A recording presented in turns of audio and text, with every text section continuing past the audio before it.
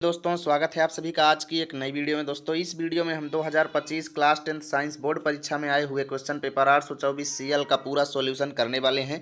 एक एक प्रश्न को हम अच्छे से देखेंगे। अगर आपका भी सेम यही सेट था तो पूरा वीडियो ध्यान से देखिए और मिला लीजिए कितने क्वेश्चन आपके सही हैं, कितने क्वेश्चन आपके गलत हैं। ठीक है, इस पेपर को मेरे पास संदेश शुक्ला जी ने भेजा है, जिनका बहुत बहुत धन्यवाद। ठीक है, चलिए देखते हैं दोस्तों, एक एक प्रश्न को अच्छे से समझते हैं और देखते हैं कैसे कैसे प्रश्न इस पेपर में आए हुए थे।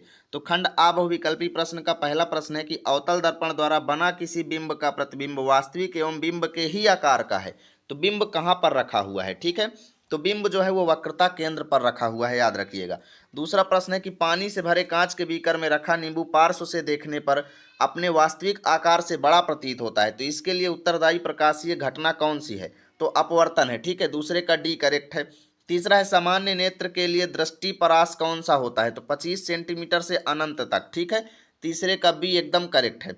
उसके बाद चौथा प्रश्न है आप सभी के सामने कि 20 सेंटीमीटर फोकस दूरी के अवतल लेंस के अक्ष पर कोई बिंब रखा है, तो प्रतिबिंब लेंस से 30 सेंटीमीटर की दूरी पर बनता है, तो लेंस से बिंब की दूरी कितनी होगी, तो करेक्ट आंसर है 60 सेंटीमीटर। ठीक है, अगला प्रश्न है दोस्तों, दो प्रतिरोध प्रत्येक 10 ओम के हैं, समांतर क्रम में जुड़े हैं, संयोजन के सिरों पर 10 वोल्ट की बैटरी लगी है, तो प्रति सेकंड प्रवाहित आवेश की मात्रा क्या होगी, तो करेक्ट आंसर है 2 कूलाम प्रति सेकंड। ठीक है, अब देखिए छठवां प्रश्न है कि इसमें दिए गए जो है चीज़ों को मिलाना है, ए को बी से मिलाना है। ठीक है, तो यहाँ पर देखा जाए तो कौन सा सही होगा, यहाँ पर आपका डी वाला सही है। ठीक है, पहले को चौथे से मिला देना है, प्रतिरोधकता का मात्रक ओम मीटर है। उसके बाद दूसरे को तीसरे से मिला देंगे, जूल प्रति कूलाम, और तीसरे को मिला देंगे दूसरे से। ठीक है, यानी वैद्युत ऊर्जा को वाट घंटा से और वैद्युत आवेश को कूलाम से मिला देंगे। ठीक है, चलिए आगे देखते हैं दोस्तों। सातवां क्वेश्चन है, तांबे के तारों की दो कुंडलियां एक दूसरे के निकट रखी हैं, एक कुंडली में विद्युत धारा का मान परिवर्तित होने पर दूसरी कुंडली में भी धारा परिवर्तित होने लगती है,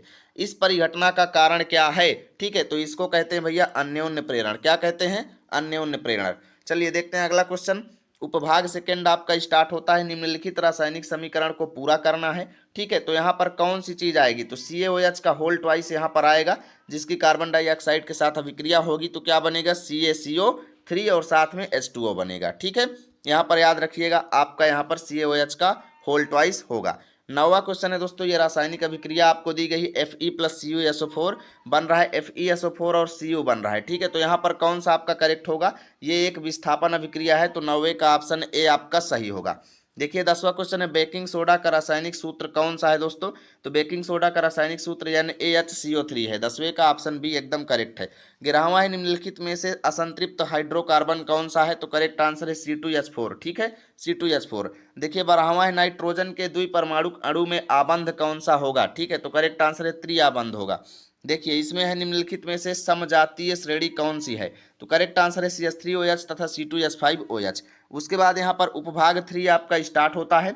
14वां क्वेश्चन है, 6 कार्बन वाले अणु ग्लूकोज का 3 कार्बन वाले अणु पाइरुवेट में विखंडन होता है, तो यह प्रक्रम क्या है। ठीक है, तो करेक्ट आंसर होगा, यानी यह प्रक्रम कहाँ पर होता है, तो कोशिका द्रव्य में होता है, याद रखिएगा।